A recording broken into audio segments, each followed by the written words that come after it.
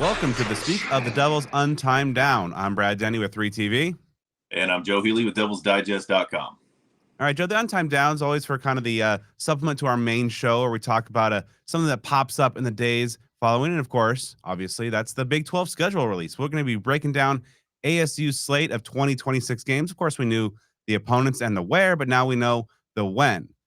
But before we do that, some comments have recently surfaced that probably merit some discussion. And those are coming from currently ASU's head basketball coach, Bobby Hurley. We put the current in there, and we should timestamp it. We're recording this on Friday morning.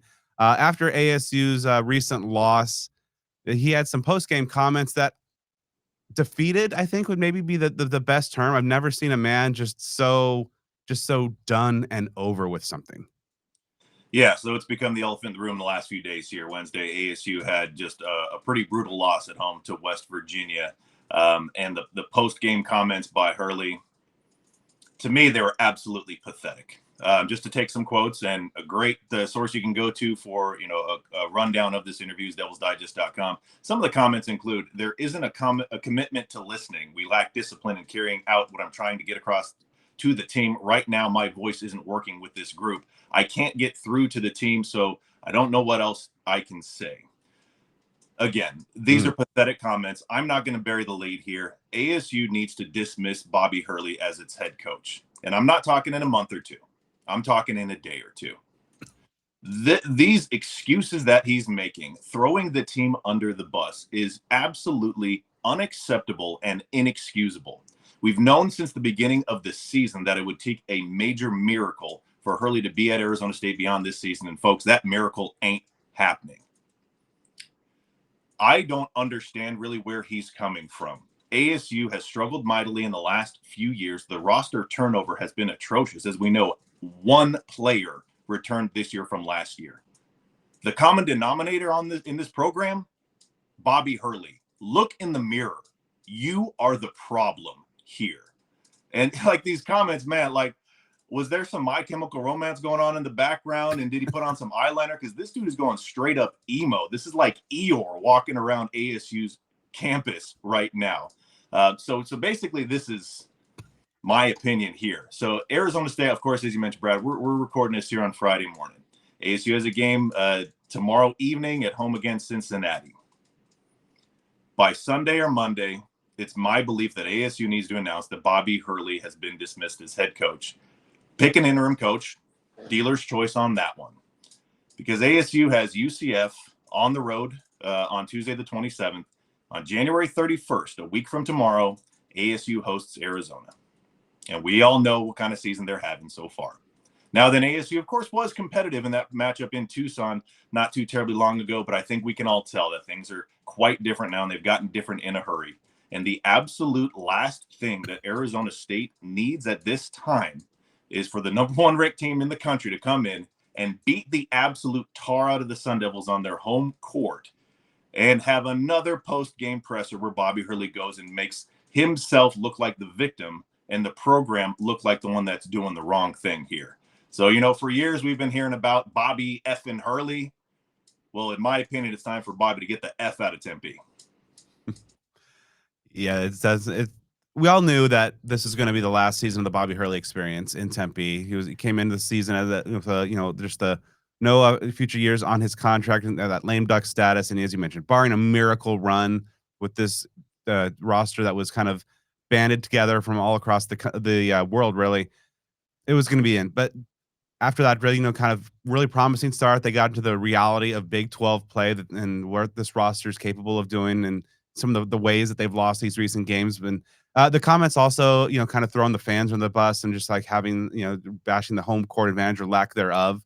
It's kind of I guess maybe a chicken or the egg. You're not giving the fans exactly a whole lot to be happy about, since COVID, the COVID season as well. So it's just really a situation where you wonder if athletic director Graham Rossini wasn't in Europe currently, if maybe a move had already been made.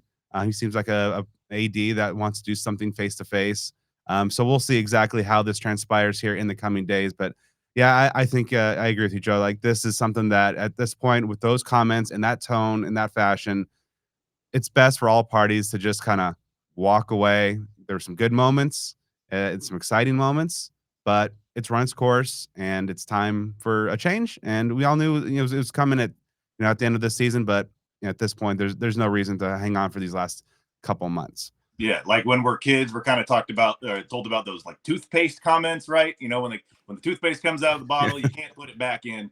That's kind of what's going on here. And of course, yeah, there were some great days there in like the pre-COVID era, and kind of similar to ASU's baseball program. It's a major what if. If COVID had never happened, or if college sports continue, or just whatever. We're living in that hypothetical situation right now. If ASU would have been able to continue through that, 2019, 2020 season, would that have had a greater long-term impact on the program in a positive sense? Kind of like a lot of folks wonder with ASU's baseball program from that 2020 season. Obviously, we will never know. Some memorable times there in the 2017 through 2019 days, but with the exception of that one season where ASU made a tournament run, just has not been the same. And there have been just a multitude of factors that have led to that. And it is time for a change. We've just seen from Hurley that there's been a well-documented inability to control emotions, words, and actions, whether it's, behavior on the bench or even comments in post-game press conferences or other press conferences. I mean, in the last couple of years, we've seen a lot of instances where he's asked very reasonable X's and O questions about basketball, and his response is just, well, ASU needs more NIL. It's just childish. So again, there is a level of gratitude for some good times, and when this program was really rejuvenated to a level that I don't know that I'd honestly ever seen, and that was almost 10 years ago now that was the case. It's crazy to think that, those big wins over Kansas and things like that nearly a decade ago. So again, there are high spots in this tenure that he's had, but just these last couple years have gotten so rocky. And it just seems like there's this grudge match of accountability. And again, it's my opinion that you need to part ways, and you need to do that soon, because we've seen instances, in like college football, for example, of course, where there have been many, many cases where a head coach is dismissed like mid-season, and interim comes in and at least brings some life into that program. You can think of like UCLA football this past year. I'm not saying that that's going to make a tournament run or make the season into anything substantially different than it already is, heading toward, but at least a little bit of life. Again, I'm not necessarily saying that you hinge all your decisions around one game, with that Arizona game coming up at the end of the month. But I do think that can be a pivotal moment, because if this regime remains intact for that game and things go as expected, that could just be such a down moment for this program. I think if you have an interim coach, you can at least have some life in it, play a little bit with kind of nothing to lose for the most part, see what you can do and move forward. And folks, just to kind of tease you a little bit, head over to devilsdigest.com. There's already a name being thrown out there as a possible replacement for Hurley. So we're not going to spoil that here, but we encourage you to check that out. So we will see. It seems like a change is, of course, inevitable, but it seems like that process may very well be expedited. Yeah, and the one benefit, as we saw last coaching cycle in college football, you make a move early, you get in officially in the pool. And then, of course, there's back channel communications always going on. Any AD worth their money always has kind of that list in the secret drawer somewhere of just contingency candidates in case a move needs to be made. But jumping in the coaching market, getting early, does have its benefits as well. But let's pivot to a more positive, hopeful topic, Joe. The 2026 football schedule. It's finally out, and as of now, no Thursday or Friday games. Everything's on Saturday, but of course, as we've seen, typically about spring, when the early kickoff times, sometimes the networks will move a game. We saw this, with where Texas State was moved. Texas State to a Thursday, which is coming the off a bye. game of last year, I think maybe to a Friday. Yeah, that's right. Yeah. So there's of course that caveat, but by and large, it's an interesting schedule. We'll break down. Again, we've known the opponents and the locations for quite some time for a while. We knew it was going to be a pretty more favorable home slate than it is a road slate, and that road slate, of course, does include the Kansas game in London. So let's break it down by month. And it's kind of interesting that it's going to be one of the later starts in ASU football history, with the season kicking off currently slated Saturday, September 5th against Morgan State. Then, of course, the non-con slate continues the next week with the road trip to Texas A&M, which is going to be tough. I believe they finished top 10 in the final AP poll. Then, of course, the Union Jack Classic in London against Kansas, which is replacing a Kansas home game. So there's again, that's one element that ASU's fan base should not get upset about, that they're not losing a home game. And then they close out the month, understandably so, coming off the international trip with their one and only bye week. I mean, so far the first month of September, pretty predictable. You obviously knew that early lineup. You figured there was going to be a bye weekend after that international trip. So, as far as this so far, we'll talk about the schedule like in greater summary in a moment. But, these games, this is where you're not really shaking up much, because I think this is what you expected. You got that FCS opponent, A&M. Obviously, that's going to be a real tough challenge for ASU. They last played them in 2015 at a neutral site. Going out there, that's a program that's in really good shape. So that's going to be quite the test. All right, so I did mention the one bye week, and of course there have been 2 bye weeks in recent years, and I think that's probably good, especially with the grind of a season, especially with all the injuries a team like ASU had. It should be noted that this is actually not just kind of on the Big 12's whim, but FBS teams will only have one bye week through the 2029 season. 2 bye weeks will return in 2030. There's some NCAA bylaws, the way the calendar works and falls in certain ways. So for the next few years, get ready for just the one bye week, because after ASU does come back from London, rest up a little bit. 9 straight games to close out the season, and 5 in October, Joe. This is kind of going to be an interesting stretch. So interesting that the conference slate continues with a pair of home games on October 3rd against Baylor, which looks like DJ Lagway might be bringing that high ceiling, low floor brand of ball to Tempe. Then the non-conference slate concludes on October 10th when Hawaii comes to town. Unfortunately, as we mentioned before, I believe that is not part of a home and home series, unfortunately. The next week, ASU then goes to Lubbock to face Texas Tech. Part of a grind of a really 3-week stretch. On October 24th, ASU's back home against Kansas State. And then on Halloween, ASU's back in Provo to face BYU. Yeah, so let's break this down in some chunks. Now, to me, I know a lot of folks are talking about that stretch of 9 straight games without a bye. If you ask me, if you only have one bye week, I mean, you have to take it. You have to have it after that international game. So I know that it's certainly far from ideal to have all those games in a row to end the season, but it's kind of damned if you do, damned if you don't.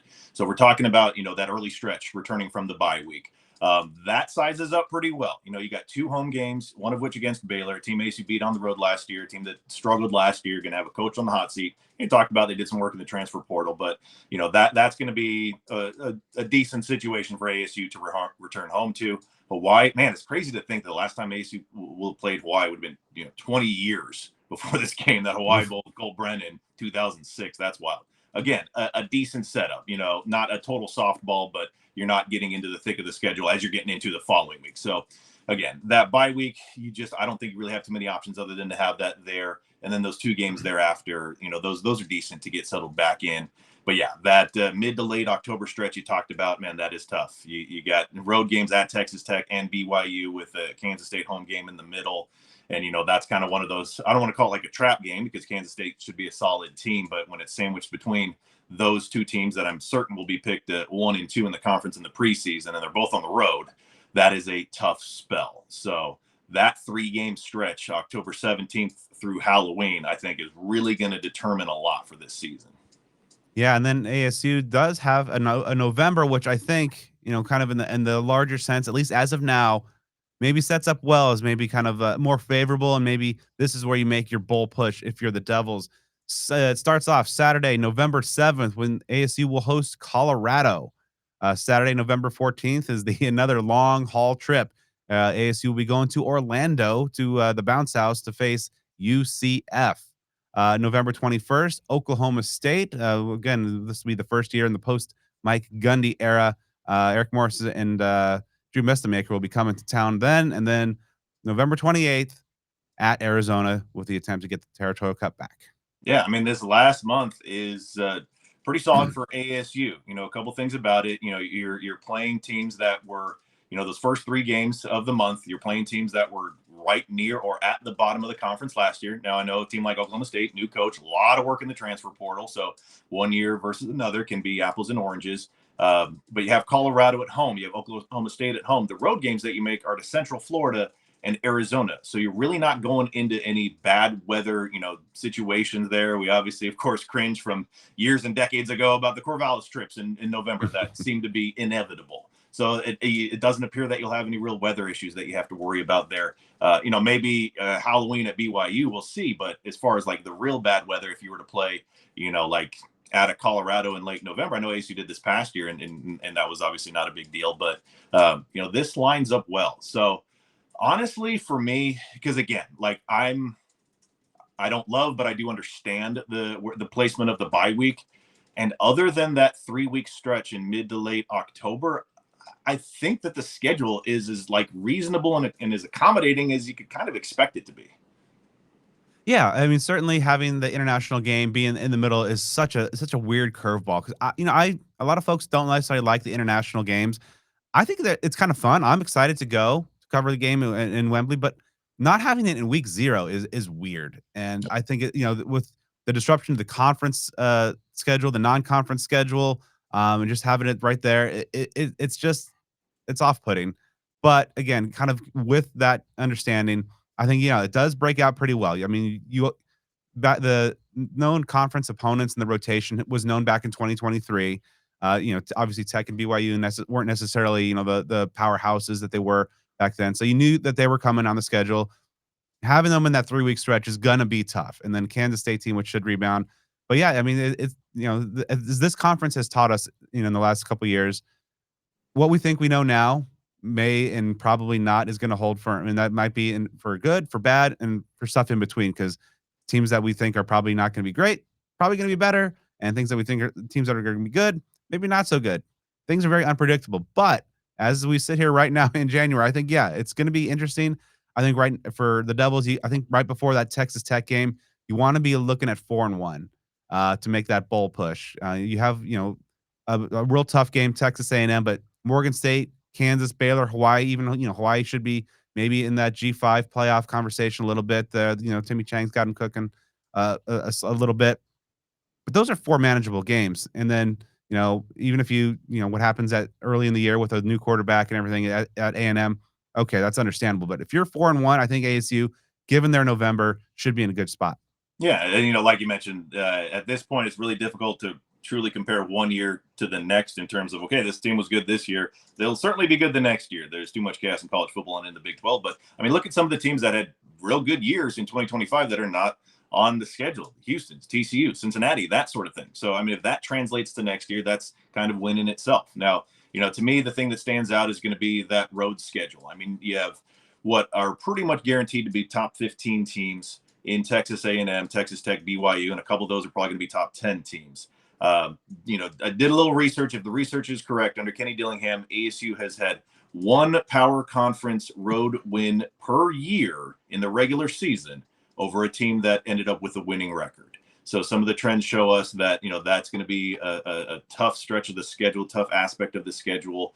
If they can, turn it up and compete and win maybe at least one of those games among those 3, that would be massive. I think any win among those 3, at least as things stand out right now, would have to be considered one of the most significant regular season wins in quite a while.